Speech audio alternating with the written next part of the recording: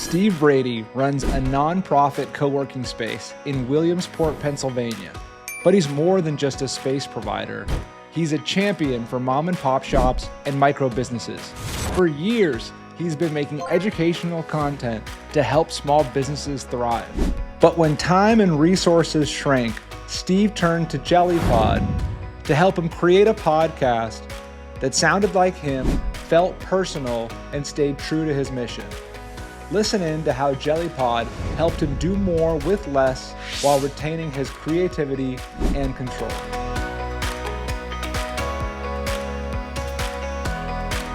Hi, everybody. Thanks so much for joining. Here I have with me Steve Brady, and want to tell the audience a bit about yourself? Yeah, I'm Steve Brady. I'm the executive director at the Covation Center. That's Covation Center in Williamsport, Pennsylvania. We're a co-working space, but we're also a place where we coach and provide courseware for micro businesses, five employees or less or so, usually mom and pops, that type of thing, and leaning into helping them be successful. That's super cool. I recently made a podcast about entrepreneurship, and this was like a lens that I was taking about the importance of these sorts of businesses. So it's super cool to see you really investing in, and building up your community. That is awesome. So my first question to you about Jellypod is, I guess before you had heard about Jellypod, what were you trying to accomplish in this sphere? We've spent 8 years now building curriculum and building training videos, not really training videos, education videos on our YouTube channel, free resources for these small businesses to use. And we decided that AI can help us as a very small team of basically 4 people to pull as much information as we can, structure our information, take the curriculum we've written, and package it in new and creative ways. For instance, having a dial-up phone number that you can call and talk to AI Steve and ask me any question you want based on the content. AI Steve is very patient, far more patient than real Steve would be. So we've been trying all those types of things. And one of the things we really wanted to lean into was a way that we could have content in a podcast form that people can listen to that catches their ear, not their eye, and makes them want to keep listening to whatever it is we're talking about. And Jellypod combined everything we were looking for in terms of using our own voices and providing our own content and letting all of that be part of what you build your product out for. Super cool. That is awesome to hear. I guess in that early process, those early days before you had discovered Jellypod and you were still, you're thinking about podcasting, were there any goals or challenges that stood out to you as that process unfolded? Yeah, there was no easy way for us to integrate our 2 voices in any tool. So when I heard that I could, first off, have a conversation take place like Notebook LM, but sound different, sound with what I wanted it to say in ways that I wanted to go, that made a lot of sense to me. Right now, you hear a Notebook LM, it doesn't matter if they call themselves Phillips and Dave, you know those voices, right? And you know they're going to do a deep dive. We wanted something where we had a little more creative control, especially as we're building resources out for creative artists and artisans that have their own businesses and don't know where can they take AI that doesn't violate their sense of artistic freedom. And so this was one way the way we found so far where we can do that. Amazing. Well, thank you for finding us. Out of curiosity, you have this awesome center, you're making all this different kind of content, specifically the podcast project. Why was that project so important to you? And that can be like a big picture question, or it can be like a specific moment that you were just like, we need it now. We haven't done a podcast since we did one on hiring people re-entering from the justice system. And that was labor intensive, a lot of time and effort to find the material. We're able to find material now more quickly. Deep research, for instance, at ChatGPT lets us get a lot of information quickly, and we process that. We don't just let AI get it for us, we process it. But we wanted to find a way to very quickly get a podcast series out for these artists in a way that says, no, don't use AI to make your painting, but use AI to talk about your work in social media. Use AI to help you schedule resources. I've used it to find shows for my photography from Brady Photos. I want to know where can I go and give me good resources, and your tool is what we're finding is enabling us to break it into pieces, create those chapters plus episodes in the podcast series. But still, it's Stephanie and me. Now, we've edited the script, and you let us edit the script so that we can say, hi, this is Steve's voice. Hi, this is Stephanie's voice. and they have trusted us to speak on their behalf. And we are trying to build confidence in AI for people who inherently distrust it. That's awesome. I mean, we're such big believers in, there's so many different approaches to AI, right? I think many of the drawbacks of AI are people think that people are trying to replace people. But at Jellypod, at least, we're huge believers in enabling people to do more with less. And the same goes for artists. We're very much aligned in that way. We've had to draw down, and right now people are not giving to not-for-profits. And we have a donation button on our webpage, but people are just not giving the way they used to. And so we've had to draw down our size, but we also have a vision to expand what we do. And AI is enabling us to have that creative control, have the direction we want our organization to go. For instance, a new podcast series using Jellypod or what have you. So again, thank you. That's awesome. No, we're here to help. That's a fascinating concept, like growth through contraction. So we're here to definitely help. Were there any options that you had considered when looking for a new product? Right around the time you found Jellypod, were there other options you were considering? I mentioned it already. I played with Notebook LM, and I did find I could give it a different name. I could have said it was Steve, but it wouldn't sound like Steve. It would sound like the same guy it always sounds like. I have 11 Labs, so we did our voices with 11 Labs, and you've allowed me to import my voice from 11 Labs. The other option I had was we would edit. We'd have each of us have it read our scripts and then maybe edit them together somehow. We didn't find anything that allowed us to pull us together like that. Now there's HeyGen and some of those other things, but the ones I've seen still don't let us interact the way your tool is letting us interact. Maybe I've mistaken. Don't recommend any to me, or I might decide to go try those. You're scratched the itch we had. That's great. And we hope to keep scratching that itch for as long as possible. When you were looking for evaluating Notebook LM, you were looking at us, 11 Labs, etc. What did success look like? Was there an outcome that you were hoping for, or a metric or something like that? Success. It sounds like me. It sounds like her. We're able to give it. And I just learned today, I need to do more of this.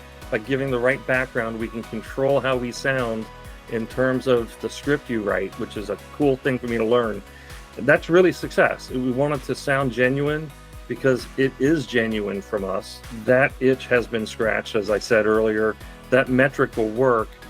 And there's that uncanny valley. And I think we're probably not going to be able to overcome that until we have another person redo their audio, because there's still some weirdness that happens when you don't record your audio conversationally. And so we need to control that more on our end of creating better voices. But once we get that down, I think we will fake genuine better than anybody else.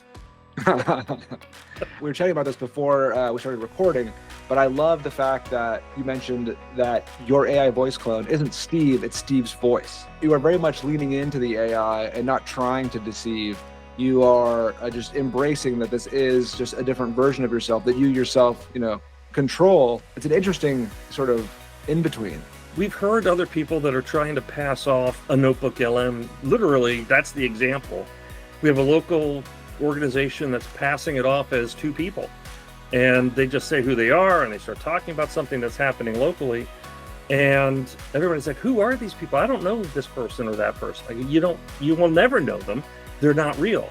Interestingly, when I've corresponded with them on Facebook, because they're doing this on a Facebook account, they won't tell me who they are. They're hiding behind the anonymity of this fake voice. All I got from them was, pretty smart, bro. And oh, whoa, that's really weird. I called him out. I go, well, you called me bro, so I'm guessing you're a guy. But other than that, we want to be genuine. We are the team at the Covation Center. We lean into helping other businesses be themselves and be successful. So we will tell you up front, we are creating content here in a way that gets our message out to you. We're controlling it, but we want you to know how we're doing this, and that it is still a creative, controlled process that is enabled by AI. Very cool. Changing gears a bit more into your sort of getting into the weeds a little bit more. How exactly does Jellypod help you accomplish your podcast? Just maybe walk me through the flow of what you all do. Right now, we're still working on the AI one. And so we've taken our creatives masterclass curriculum, and we have a specific masterclass for creatives. We've taken that curriculum and we've put it in as resources or as sources. And then we put our voices in there. So it's Steve and Stephanie, our deputy director. Those are our voices in there. We then take that information and use it through you to write the script. Now, you're teaching me today that there's far more control I can have than I thought I could have before. We just like the idea that it enables us to structure it. Now, we are using ChatGPT as well to bring in some outlines and say, okay, here's what we want to talk about. Give me an outline. And then we refine that, and that goes in as a guide for the script.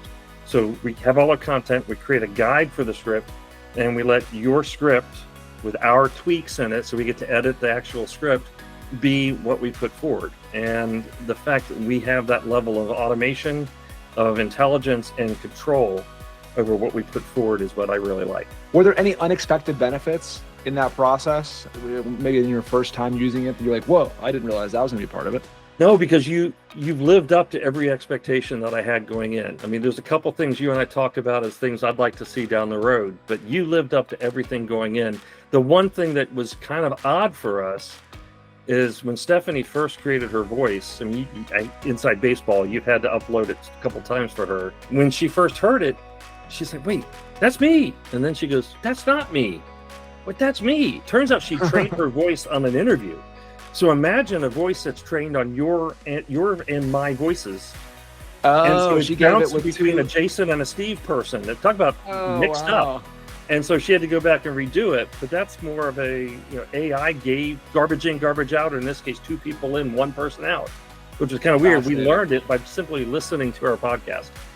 Wow, that is cool. A shout out to everyone listening. Make sure to just have your voice on the audio samples you submit. Otherwise, you'll get an interesting dual personality. It's not a Jellypod problem. It was definitely, we were not thinking. That's cool. What would you miss most if suddenly Jellypod disappeared tomorrow? I'd have to spend a lot more time working on things. And so you've given us the one resource. We talk in our very first session in our master classes about the 5 biggest challenges small business face, and lack of time is one of them. And we lean into the fact that any other resource I can store. I can put it on a shelf, I can put it in a bank, if it's money, whatever. I cannot store time. And so anything that lets us be more efficient in what we do, or offload some of that workload so we can focus on the things that are most important to us, relationship management, face-to-face coaching, those sorts of things. So what we would lose would be that valuable time, because we'd have to go back to doing all this by hand. Makes sense. We hope to make you, as much time as we can. To put a bow on it, the final question I like to ask is, if you were to describe Jellypod to a friend in a sentence, what would that sentence be? The possibility for an authentic podcast conversation, because I like 2 voices, made simple. Amazing. I'm going to give you a big challenge. So Okay. take your voice, which I'm sure you've recorded, and take mine, and then throw a little something extra. Have us have a conversation after this and stick it at the end. I love that challenge, and we're building some interesting functionality that's coming pretty soon that could also enable what you just said in interesting ways. So thank you so much. Thank you, and we'll talk soon. Take care. Peace, love, and happiness.